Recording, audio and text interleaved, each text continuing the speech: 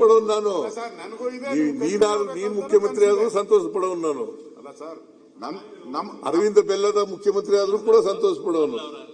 ಇವನು ಅಶೋಕ್ ಮುಖ್ಯಮಂತ್ರಿ ನಡೆಯಲ್ಲಿ ವಿಜೇಂದ್ರ ಕಾಯ್ಕ ಕೂತಿದ್ದಾರೆ. ವಿಜೇಂದ್ರ ಯಾರಿಗೂ ಬಿಡಲ್ಲ. ಸರಿ, ಡಿ.ಕೆ. ಶಿವಕುಮಾರ್ ಆದ್ರೂ ಮುಖ್ಯಮಂತ್ರಿ ಆದ್ರೂ ಖುಷಿ ಪಡ್ತೀನಿ ಅಂತ ಹೇಳಿಲ್ಲ ಒಂದ್ಸರಿ. ಬರೀ ನಮ್ದು ಮಾತ್ರ ಹೇಳ್ತಿದ್ರಲ್ಲ. ನೋಡಪ್ಪ, ಹೈಕಮಾಂಡ್ ಎಲ್ಲಿವರೆಗೆ ತೀರ್ಮಾನ ಮಾಡ್ತದೆ, ಹೈಕಮಾಂಡ್ ತೀರ್ಮಾನ ಮಾಡೋದು ಅಲ್ಲಿವರೆಗೂ ನಾನೇ ಮುಖ್ಯಮಂತ್ರಿ.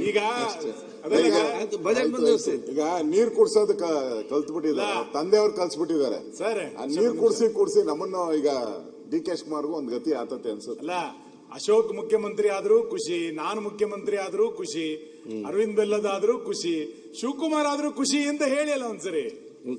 ಯಾರಾದ್ರೂ ನಮ್ಮಲ್ಲಿ ಯಾರಾದ್ರೂ ಮುಖ್ಯಮಂತ್ರಿ ಆದ್ರೂ ಕೇಳಪ್ಪ, ನಮ್ಮಲ್ಲಿ 224 ಜನ MLA-ಗಳಿದ್ದಾರೆ. ಆ 224 ಕೂಡ 224 ಜನನು ಎಲಿಜಿಬಲ್. ಅವರಲ್ಲಿ ಯಾರು ಮುಖ್ಯಮಂತ್ರಿ ಆದ್ರೂ ಕೂಡ ಖುಷಿನೇ.